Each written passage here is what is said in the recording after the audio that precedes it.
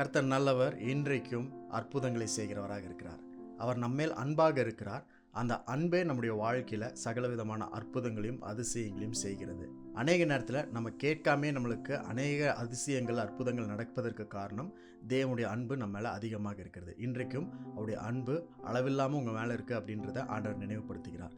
சங்கீதம் 107 அதிகாரம் 15-16 வசனங்கள் இப்படி சொல்லப்பட்டிருக்கு. கர்த்தர் வெண்கல கதவுகளை உடைத்து இரும்பு தாழ்பாள்களை முறித்தார் என்று அவருடைய கிருபை நிமித்தம் மனுபுத்திரருக்கு அவர் செய்கிற அதிசயங்களின் நிமித்தமும் அவரை துதிப்பார்களாக. இந்த வசனத்தில் என்ன படிக்கிறோம் அப்படின்னா, கிருபை நிமித்தமாக தேவன் வெண்கல கதவுகளை உடைத்து இருப்பு தாழ்பாள்களை முறித்திருக்கிறார். இங்கிலீஷ் பைபிளில் இந்த வசனத்தில் எப்படி சொல்லப்பட்டிருக்குன்னா, பை இஸ் கிரேட் லவ், அவருடைய பெரிதான அன்பின் நிமித்தமாக அப்படின்னு சொல்லப்பட்டிருக்கும். கிருபை என்றால் என்ன அர்த்தம்னா, பெரிய அன்புன்னு அர்த்தம். பெரிதான அன்பு. Great love is equal to grace. அப்போ தேவன் உங்க மேல அன்பா இருக்கிறாருன்னா என்ன அர்த்தம்னா, அவர் உங்களுக்காக வெண்கல கதவுகளை உடைத்து கொண்டிருக்கிறார்னு அர்த்தம். அப்ப தேவன் உங்க மேல அன்பா இருக்கிறாருன்னா வேற என்ன அர்த்தம்னா, இருப்பு தாழ்பாள்களை உங்களுக்காக முறிக்கிறார் அப்படின்னு அர்த்தம். God is breaking bronze doors, prison gates and iron bars because God loves you. இந்த வசனத்தில் சொல்லப்பட்டிருக்கு, கிருபை நிமித்தம் அவர் செய்கிற காரியத்தின் நிமித்தமும் அவரை துதிப்பார்களாக அப்படின்னு சொல்லப்பட்டிருக்கு. நீங்களும் நானும் ஆண்டவரை ஏன் துதிக்கிறோம், ஆராதிக்கிறோம் அப்படின்னா, ஆண்டவர் நம்ம மேல அன்பா இருக்கிறார், நம்ம இடத்துல அன்பு செலுத்துகிறார், அன்பு கூறுகிறார் என்ற காரணத்தினால நம்ம அவரை ஆராதிக்கிறோம். இந்த அன்பு அப்படின்றது ஏதோ ஒரு அஃபெக்ஷன் மட்டும் கிடையாது, ஏதோ நம்மளுக்கு தெரிஞ்ச ஒரு நல்ல அக்கறை நிமித்தமாக செய்கிற காரியம் கிடையாது. அவருடைய அன்பு அற்புதங்களை செய்கிறது.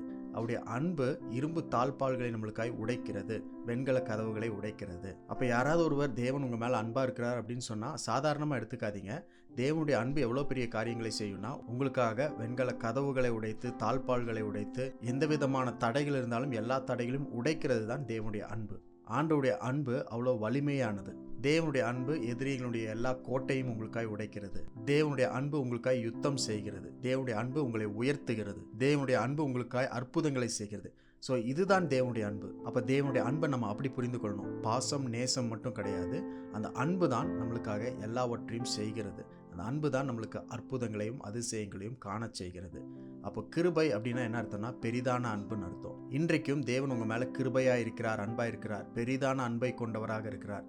அந்த அன்பு உங்களுக்காக எல்லா தடைகளையும் உடைத்து அதிசயங்களை செய்து உங்களை உயரத்துல உயர்த்தி கொண்டு போய் வைக்கும் அப்படின்றது எந்த விதமான சந்தேகமும் கிடையாது. இன்றைக்கும் கர்த்தருடைய கிருபை உங்களுக்காக கதவுகளை உடைக்கும். நீங்களும் நானும் செய்ய வேண்டியதெல்லாம் ஒன்றே ஒன்று தான், ஆண்டவரை துதித்து கொண்டு அவரை ஆராதித்து கொண்டு அவருடைய நாமத்தை உயர்த்தி அவருக்கு நன்றி சொல்லிக்கொண்டே இருக்கிறதா நம்ம செய்கிற வேலை.